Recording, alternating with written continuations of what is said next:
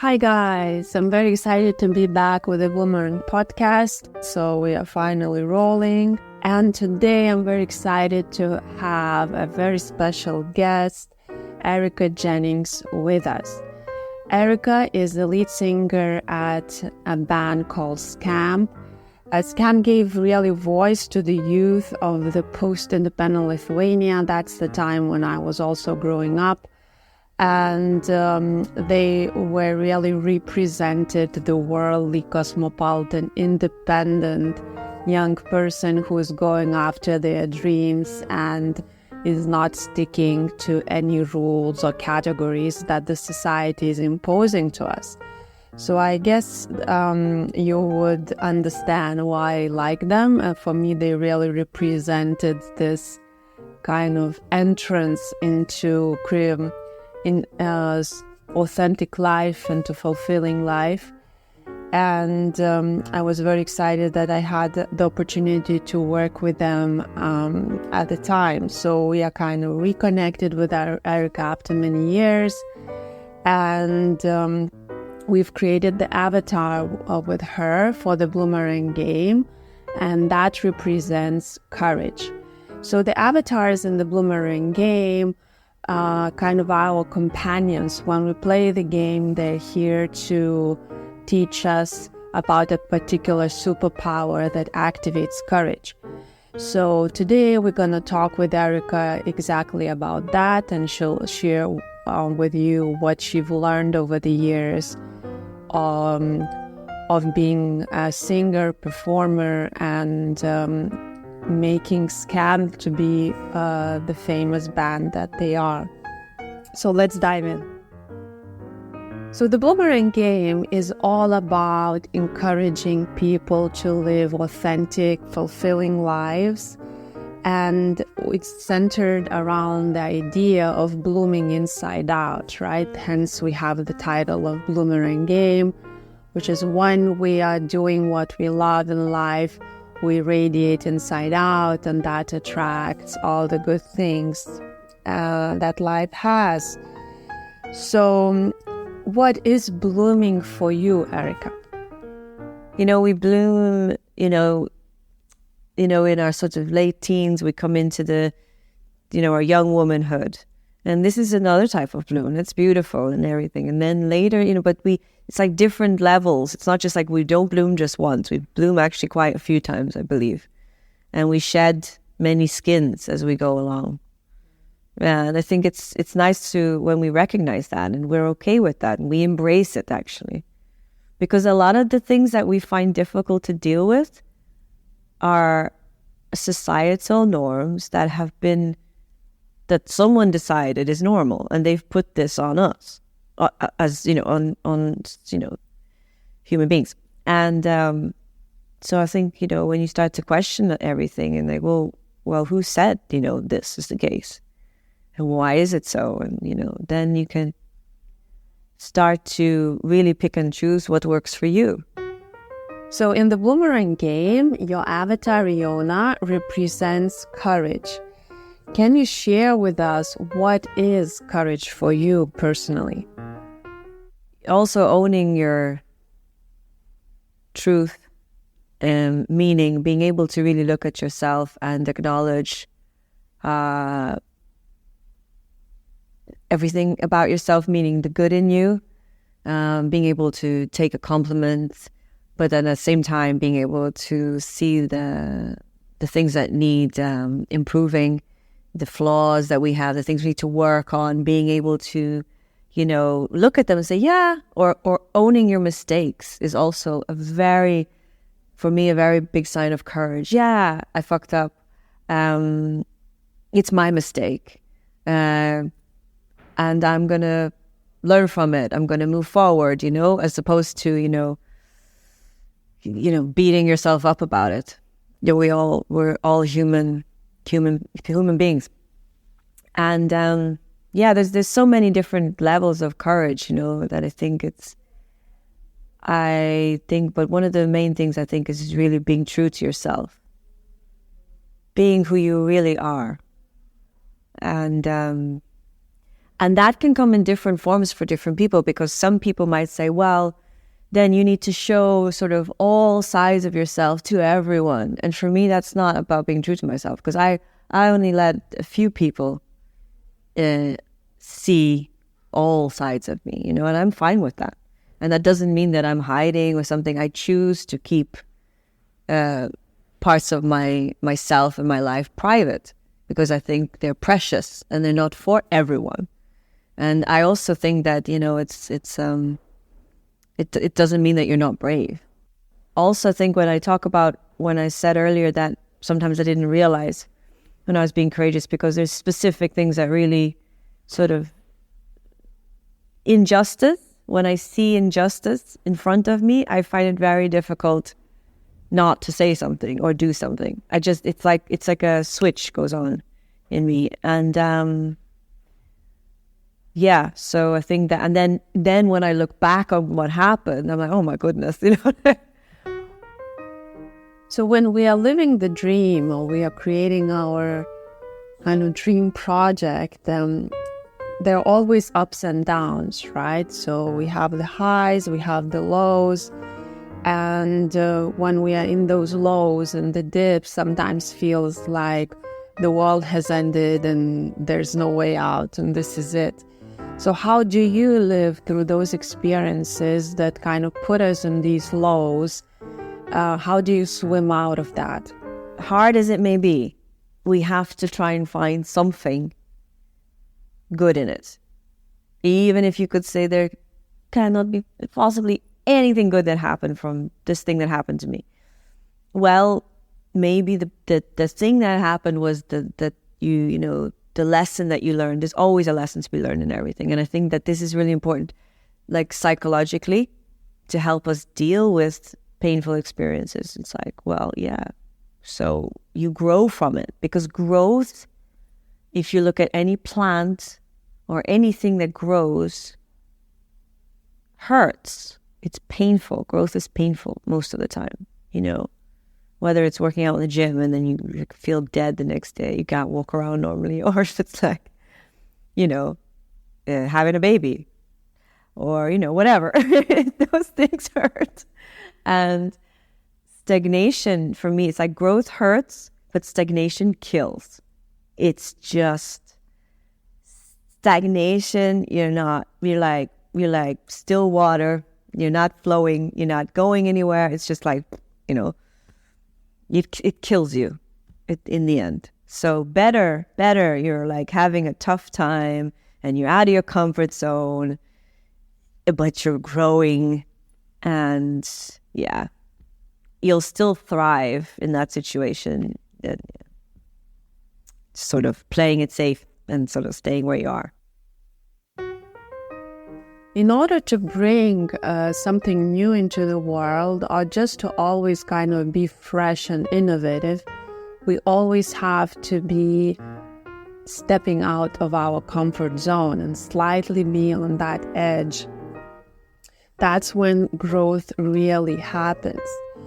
Can you share with us your experience of stepping out of the comfort zone and really overcoming the fear? Because that's what's really kind of stops us, right? That's what most people don't overcome in order to move forwards and experience that bliss that the stepping out brings us. Uncomfortable. Stepping out of your comfort zone is terrifying. It is. But that's the other thing. It's like when people don't want to think about the terror or the fear, then what happens? Then you don't recognize it, then you don't do it. Whereas if you say, well, shit, I'm terrified. I'm really scared about this jump. Let's call it a jump.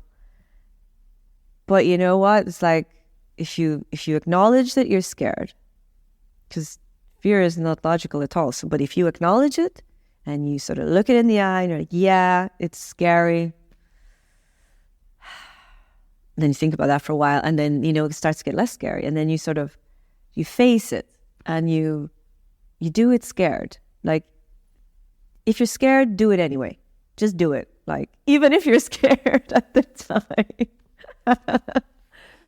And I think another thing which is really, really cool and which is really, really important, and we have to really instill, especially in girls, is, why I say especially in girls, to give people context, is that statistically, they've done a lot of studies on this, where, let's say in math or in science, there's like problems that need solving. Boys will while they're solving the problems, they'll ask questions, or they won't mind if a teacher sees them, go through the problem and that they've made a mistake or whatever. The girls will very rarely, they will, keep going at it until they're 99% sure that they've got it right. And then they'll show it. And this is social conditioning. So it's super important that we stop teaching perfection to girls. This doesn't exist. And, again, we learn through failing, basically. We learn through making mistakes, and it's fine. It's like, oh, well, I think it's this. And, we teach your girls to, put up their hands, ask questions, and not like, it's okay if you're wrong at the time. This is like, I think it's a very, very important thing. And that's a reason why less girls are in STEM. And that's a big thing now, that because they found this out through the studies, that they're using this to get more young girls into STEM, which is really, really important for the future. So yeah, this sort of getting rid of the idea of perfection, and that anyone who's ever succeeded at anything across the board, and this is a big generalization, but it's true, they have failed. Always. So you guys, when you started with Camp in Lithuania back in the 90s, you were like this fresh cosmopolitan band that was really sweeping the floor and bringing the fresh breeze into the youth. I'm very excited that we had the chance to work at the time. I remember that it was really difficult to kind of convince the radio and the TV to play your music, and to really show that, what you're bringing is needed. So how did you guys overcome all the rejections that were coming out from this sort of very, brick and mortar type of mentality? Can you share with us a few stories on that? What served us really well, and me, was I had absolutely 100% belief in my, capabilities. I knew, at least I was sure about, that I was going to do it, and I could do it, and I was meant to do it, and a good singer, and a cheer's the best, and this is how you have to be. But we also put in the work, we did all of that sort of groundwork that we needed to do while people were saying no, and that, that we were sort of sounded too strange and unusual, and nobody else sounded like it. But so then we, made our own merchandise. We didn't have much money, but any money that we got, we put it into T-shirts or stickers. This is like before social media, people. So, the way to sort of get exposure was either to play live or to get on TV. So that TV, that's that box thing that's in your parents' living room, so, with the antenna. So we had to get on there. So basically, we made it. We had this great idea, which was actually a pretty good idea, and we were. So I would have been about 16, 17 at this stage, and so we made some stickers, made some T-shirts. I think that was about it. And then we called up the stations and we said, listen, maybe you want to have us on for an interview because we're this band, blah, blah, blah, and we have some merchandise. So you can make a competition, because in those days it was like, make it a competition, callers call in, all that stuff. So we did. Like a lot of the times we actually got our first foot in the door for those interviews through that. Very cunning of us. And so yeah, and at the same time we were constantly getting rejected. It was like for 2 straight years, nobody's radios didn't want to play us, Nobody wanted to sign us. Like, no one, no. It was just like, no. Wait. Yeah. Oh my, 2 years. And what kind of rejections were these? Yeah, so it was about 2 years. And the main rejections were that the masses wouldn't understand us. And then we were like, well, how can people ever sort of know if they like something if they never hear it? If you keep playing the same shite, like, well, that's sort of a vicious circle. It doesn't make any sense. Yeah, mixed too many different styles. We were mixing languages. We didn't have any sort of style. We just, look the way we wanted to look on any given day. That sort of thing. Of course, what those people who were in their positions at the time, they didn't see that there was a whole new generation of post-independent kids who were the same age as us, who needed that voice. And so we got the one chance, and when we were ready, and that's the other thing, you got to be ready.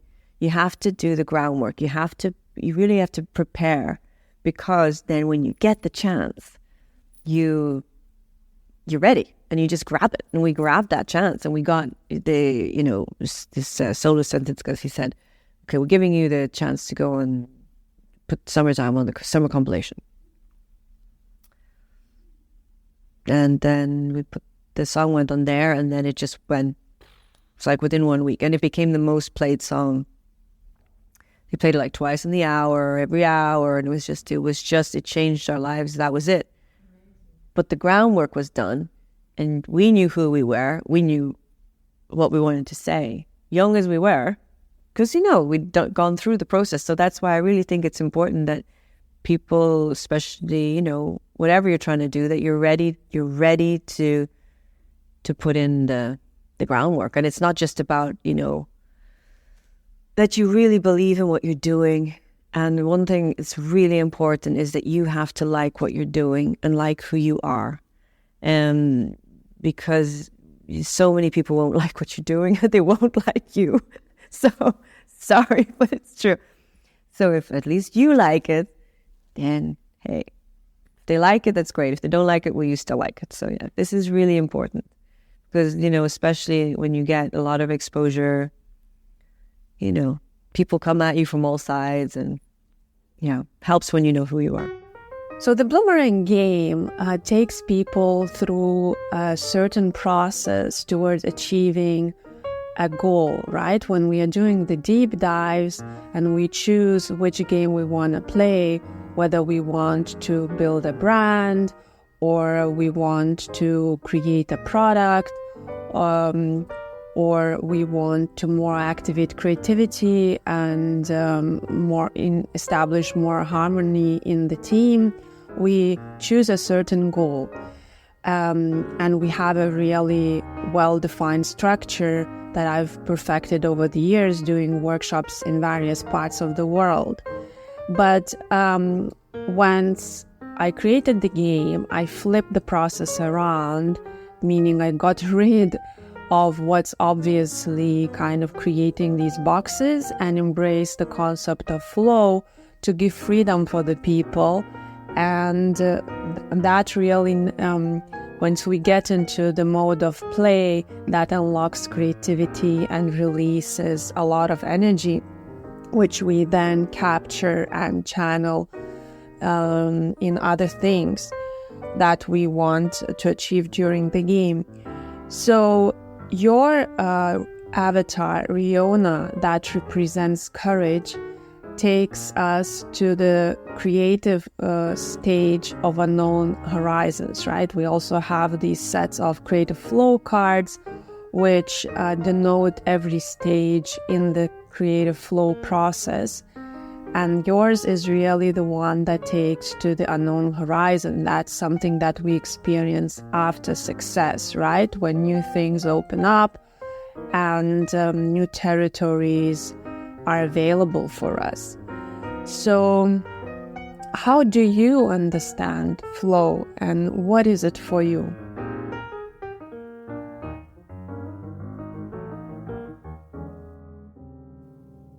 Flow for me means following your intuition. And I think that the sooner we all get back to that and rediscover our intuition, because, you know, nowadays it's so sort of like blanketed, not numbed, but it's like it's sort of somewhere deep down there, whereas it should be up here. Because it's those initial, your intuition is like the feeling or when you actually feel something. And then what we do is, a friend of mine, Christina Drija, she said it in this perfect way. She said, you know, when you realize that you're in a bad relationship and you're supposed to like break up, and this is your intuition's here. And then it's like 5 years later, like we accept it.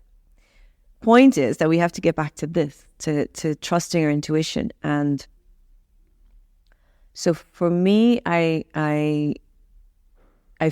would say that I was always very much in that zone, and that maybe I would say in hindsight that I feel like I should have maybe been more controlled in or strategies or whatever, that sort of thing. So let's talk about the dips. We all have them. They are the states that really are not fun to be in, and they're very exhausting. At least for me, once I get there, it really takes a while to get out and restore my energy level and move forward. Unfortunately, that's something unavoidable as well. It's just with time you can learn to accept that these dips in the creative process or in life exist, and we just need to nurture ourselves when we are there, and so we minimize the bruises. How do you live through them?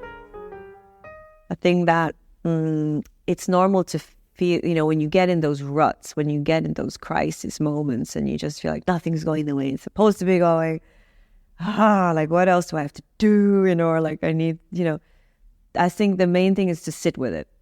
That's what I've learned to do. Sit with it, because if you know you're doing everything you can do, and you know, and only you know that, then you can say, well, okay, fine. So I'm going to let it sit for a while. Because if you're doing nothing and then you're wondering what's happening, well, that's another story. But yeah, I would say to people who are creating and working really hard and it's just not going as fast as they think it is or should be, just to sit with it, because it'll come. If you're doing, again, the groundwork and all the other stuff. Because not everything happens. And also, very often those things happen when they're meant to, when you're ready for it to happen as well. So let's talk a little bit about success, this concept that has so many flavors in our society and in different parts of the world especially. This is seen in so many different ways. One would want to make $1 million, another would want to, you know, save the forests, and another person would be just ready to do anything they can in order to bring out their creative idea into the world. It's just that, and another person would be so happy to have, stable, simple life, family life, and of course, you might also want to have that all. So, for a creative like you, what do you think is the most important ingredient in having a successful creative career? Well, substantial, long success, because that's the other thing. It's really, sounds cliche, but it's so true. It's easy to get a 10, let's say, in school once. It's hard to keep this level. It's, if you want to have a long career, you really have to know what you want to say. Like, why are you doing this? Like, what's the point here? This is true, because otherwise it really doesn't last very long. Most often, I've seen a lot of people come and go. So mostly it's because of that. The youth, the new generation, they're so brave and confident and free and worldly. I have a lot of early 20s friends who are kind of going out into the world, doing what they love, and nothing stops them. And I love you guys. Keep on doing that. That's the way to live. Navigating creativity and making money, right, is a timeless challenge. I remember myself, I was always, trying to find what works in that way so you don't lose your dream, but at the same time, while the dream is not yet working, you need to figure out how to make a living, pay the bills, and invest in what you want to create. So what would be your advice for young people who are still finding their way in blending that doing what you love and making money? Well, it's hard for me to, we started very young. So we didn't need that much money because we were still living at home and stuff. Yeah, it's tough. Facts are that we invested a lot of money, and any money we made, we always put it back into the thing. So we sort of put everything into that as opposed to, buying ourselves a flat, for example. I'm talking about over years. That was a choice we made, and it paid off in the end. But the thing is that, yeah, you might have to starve a bit in the beginning. You might be broke for a while. That's just the way it is.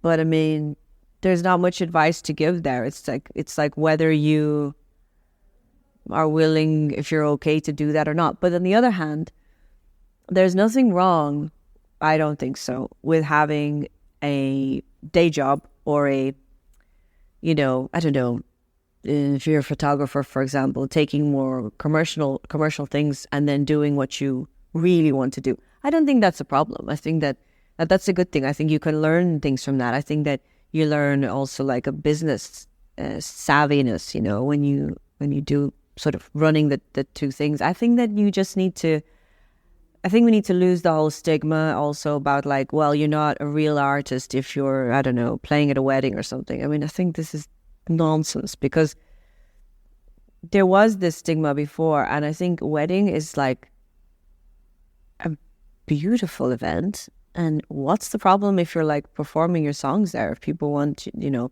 and the thing is, it's not like corporate gigs, which the same people who complain about those gigs, they play the corporate gigs, where those people don't really, you're there, you're not there, whatever. But a wedding as an example, they really want you there. So you're making their whole like best day of their life kind of thing. And so if you're doing that, at the same time you're working on your true, authentic art, well, then what's wrong with that? You have to hustle. I guess if that would be my advice, if you're asking me, what would I advise young people? Learn how to hustle. And hustle, because that's what you're going to have to do anyway. If you're getting into if you're doing what you love and you're in the arts, you're going to have to learn how to hustle. You're going to have to grow a thick skin, and you're going to have to learn how to hustle. And the faster you learn that and you have street smarts, you'll find your way. Because again, you're putting in the groundwork, you're preparing, and you're propelling yourself forward. So yeah, hustling is good, meaning you take the jobs that you're offered, you pay your dues, you go through that whole process, as opposed to saying, oh no, I'm just going to make my thing and, wait for people to come and recognize me. It doesn't work that way. So yeah, that would be my advice. Learn how to hustle. So Erika, you're a mother of 3 children, 2 boys and a girl, and you're growing them with your own modern parenting mindset in the context of Lithuania, where, of course, there are certain challenges. And by the way, Erika coaches parents on modern parenting. So you can book a coaching session with her through the Bloomerang website. And she's also releasing an online course about that pretty soon. So stay tuned and follow her on Instagram. So how do you, Erika, nurture courage in your children? So nurturing courage it's, if I had, there's two things we can do with kids now when we raise them from when they're young. First thing is instilling them with a very built up sense of not entitlement. Don't misinterpret entitlement with self-confidence, or not arrogance, but self-confidence, self-belief, believing that they can do anything. I'm very clear when I tell my kids when they were growing up that you're the best girl, you're the best boy to me. And I always said to me, because as I explained to them, Josephine's parents think that, she's the best to them. So they understand they're not the best in the whole world, but they are the best. You're creating, they know you love them and that you think they're the best thing since anything. So this is important because then they go out into the world with this self-confidence and belief. And they know that if, this is also how I was brought up. I was brought up the same way. Then, my dad always told me, you can do anything. Just put your mind to it. And so instilling courage, I would say, starts with giving your children a sense of really, not a sense, but self-confidence, self-esteem. And then the second thing, which is equally important, is capability. To be able to do things for yourself.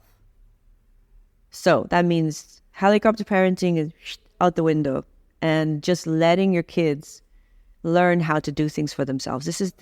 These two things are super, super important. So that when they go out into the world, into this, even, in 5 years, it's going to be even, completely different world. So they have at least those two things which will see them far, and I think that definitely builds courage, definitely gives you the strength and the self-belief to be brave. So courage is one of the qualities, the superpower that it will enable any creator to go for their dream and really bloom inside out. And as we already talked, Erica's avatar, Rihanna, embodies this quality and teaches us during the Bloomerang game of how to nurture this quality within. And as we are developing a new quality, right, we need to always create that space inside to really allow that quality to grow and develop. And that always triggers this uncomfortable feeling that needs to activate inner growth. Erica, what do you think triggers the inner growth? Yeah, the thing is that the internal growth happens usually, again, with time. Because when I was, 14, I was like that. I was brave, but like loudly brave. Because I was also insecure because I was 14. So with time, we become... we're at peace with who we are and we know who we are. I think that just happens with time. And then you're more sort of, you don't feel the need to talk a lot, or because you'd rather listen. And you feel secure enough in yourself to be around people that you can learn from. You don't need to be the smartest person in the room. I think that also says a lot when you want to actually be around people who are smarter than you and that you can learn from. I think this is really, really cool and a big sign of confidence. But I think that, talking about again about confidence or courage, about courage in general is definitely about, if there's one thing kind of that you can, if you want to create your dream, there's a lot of second lifers in the world now. This whole generation of people who got into jobs that they didn't really want because the parents told them to or whatever. And then at some point they realize they want a second life. And there's this saying that goes, we live two lives. And the second one begins when we realize we only have one. And so if there's one thing to say about courage, it's don't wait until that moment. Start just do it now. Because as hashtaggy as it sounds, it's like you only live once. It's true. And it's short. And it's gone like that. So get on with it, guys. Go forth and create. What are you waiting for? Why are you looking at this reel? Go, shoot.